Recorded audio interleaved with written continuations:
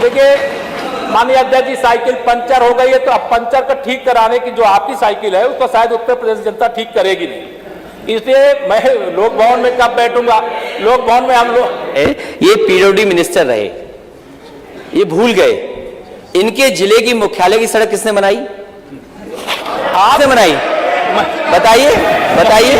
Four lane किसने बनाई बताइए? अध्यक्ष जी, मैं आप कृपया करके आपस में डिबेट नहीं करें। कृपया करके नेता प्रतिपक्ष पूर्व मुख्यमंत्री जी को ये बता दीजिए, ये 5 साल सत्ता में नहीं रहे, आगे 5 साल के लिए फिर विदा हो चुके हैं। 2027 में चुनाव आएगा, मैं तो यह मानता हूं कि फिर कमल खिलेगा, फिर आपका अभी कोई भविष्य इस समय नहीं है, लेकिन सड़क किसने बनाई है, एक्सप्रेस किसने बनाया है, मेट्रो किसने बनाई है? जैसे लगता है आपने सैफई की जमीन बेच करके ये सब बनवा दिया है।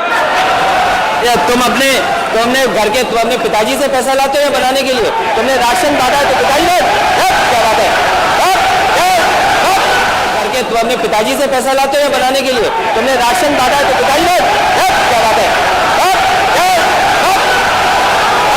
कोई बात है क्या?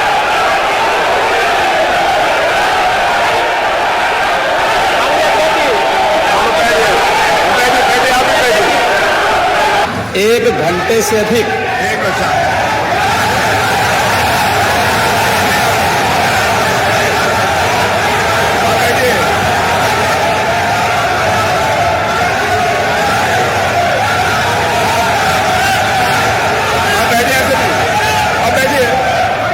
माननीय अध्यक्ष जी, नेता सदन खड़े हैं माननीय, आप अनुमति दे चुके हैं, उसके बाद ये शोर शराबा ठीक नहीं है, ये उचित बात नहीं। अध्यक्ष जी,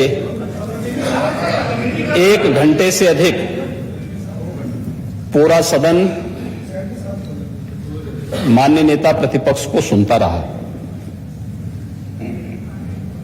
बड़ी शालीनता के साथ उन्होंने अपनी बात कही।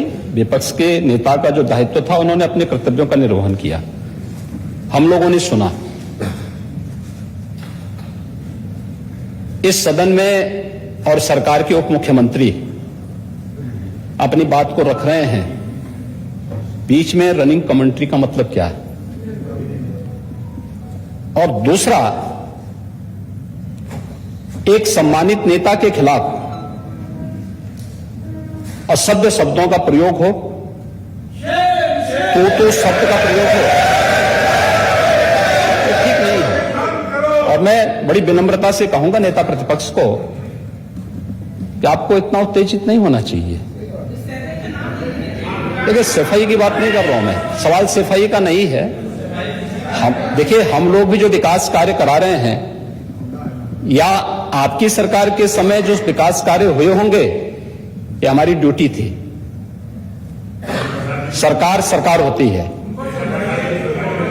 और हर सरकार को अपनी उपलब्धि को कहने का अधिकार है।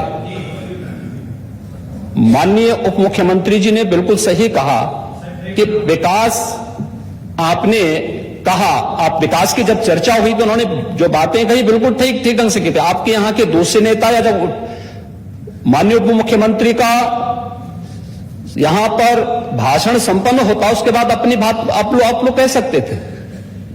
लेकिन देखिए, मैं कल भी देख रहा था, कल माननीय वित्त मंत्री जब यहां पे जवाब देने के लिए खड़े हुए, उन पर जिस तरीके की भाषा का प्रयोग उस समय किया गया, आज फिर हम देख रहे हैं। देखिए, लोकतंत्र में हर सदस्य को सदन में अपनी बात रखने का पूरा अधिकार है, और अगर आप कहेंगे तो कैसे इस बात की अपेक्षा रखते हैं कि इस पार से उसका जवाब नहीं मिलेगा? पूरे 1 घंटे से अधिक समय तक पूरा सदन और खासतौर पर सत्ता पक्ष से जुड़े हुए सभी मान्य सदस्यों ने आपकी बात को बहुत ध्यान से सुना। देखिए, सहमत होना ना होना अपना विषय है, नहीं, सवाल दूसरा नहीं। देखिए, सफाई भी इसी प्रदेश का हिस्सा है। अध्यक्ष महोदय, सवाल ये नहीं है, मैं सुनने को तैयार हूं। अच्छा, मुख्यमंत्री बोल रहे हैं, सफाई भी तो इसी प्रदेश का हिस्सा है। नहीं, सफाई, देखिए, भाषा आप उसको बाद में बोल सकते हैं। देखिए, हमारी सहमति असहमति हो सकती है, देखिए, हमारी असहमति असहमति हो सकती है किसी बात पर, हम बाद में इस बात को करेक्शन करा सकते हैं। लेकिन तो मैंने शब्द का प्रयोग नहीं किया जाना चाहिए और किसी भी असभ्य भाषा का प्रयोग नहीं होना चाहिए। और मैं माननीय अध्यक्ष जी से अनुरोध करूंगा कि अगर इस प्रकार की शब्दावली प्रोसीडिंग का हिस्सा बनी है तो कृपया उसको हटवा दें, क्योंकि ये गलत परंपरा होगी और मैसेज का देश के अंदर खराब जाएगा। हमें हमेशा इस बात को ध्यान में रखना होगा, सदन की मर्यादा का ध्यान हर हाल में बनाए रखना होगा।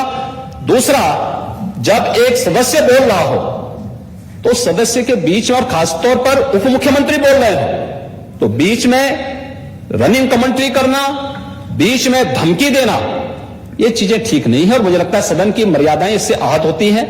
कोई भी इसको नहीं स्वीकार करेगा और मैं विनम्रता से कहूंगा माननीय नेता प्रतिपक्ष को, उनका सम्मान है, वे सबसे बड़े विपक्षी दल के नेता हैं और मुझे लगता है कि इस मर्यादा की अपेक्षा केवल सत्ता पक्ष से ही न करें, विपक्ष भी उस मर्यादा का पालन करेगा तो दोनों का सम्मान बना रहेगा और ये सम्मान दोनों का बना रहे।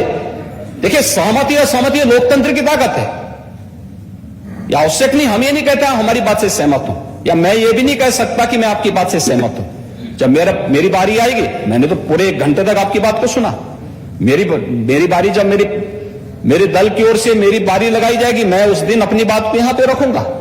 मैंने आपके पूरे भाषण को इसलिए सुना ही नहीं, प्रोसीडिंग मंगाऊंगा, फिर देखूंगा, उसका पूरा जवाब भी दूंगा यहां सदन पे। और मैं उम्मीद करूंगा कि सभी विपक्षी नेतागण उस दिन यहां पर हमारी बात को भी सुनेंगे। लेकिन एक सरकार के वरिष्ठतम नेता में से एक और उप मुख्यमंत्री जो लगातार दूसरी बार उप मुख्यमंत्री हो रहे हैं, उनके द्वारा अपनी बात को रखा जा रहा हो, मुझे लगता है शालीनता से हमें सुनना चाहिए। अगर हमें लगता है गलत हो रहा है, देखिए बहुत सारी चीजें अगर हम भी इस बात को कहते, बहुत सारी चीजें नेता प्रतिपक्ष भी ऐसी थी जो आपत्तिजनक हो सकती थी, हमने सुना, नहीं हमें जो स्वीकार करना हो वो स्वीकार करेंगे और उसका जवाब देंगे भी, लेकिन बीच में इस तरीके की उत्तेजना दिखाना उचित नहीं है। देखिए, माहौल इससे खराब होता है और अनावश्यक रूप से बाहर मैसेज खराब जाता है। हमारे बारे में टिप्पणियां होती हैं, सदन के बारे में टिप्पणी होती है, हर एक सदस्य की मर्यादा भंग होती है और सदस्य की इसका सम्मान बाहर पार पार होता है, पब्लिक में इसका मैसेज खराब होता है और इस प्रकार की शब्दावली का प्रयोग न हो। और अगर ये तो शब्द का प्रयोग हुआ है तो मैं आपसे अनुरोध करूंगा कि कृपया इसको सदन की प्रोसीडिंग का हिस्सा कतई न बनाने दिया जाए, क्योंकि ये आने वाले समय में नजीर बनेगा। फिर यही होगा जो इससे पहले इस सदन में होता रहा है, उस चीज को हर हाल में रोकना होगा। और मैं आपसे विनम्र अनुरोध करूंगा कि ये रनिंग कमेंट्री, बीच में धमकी देना, ये चीजें बंद होनी चाहिए। अच्छा होगा कि कार्रवाई को लिखवा लूंगा। धन्यवाद। मैं कार्रवाई को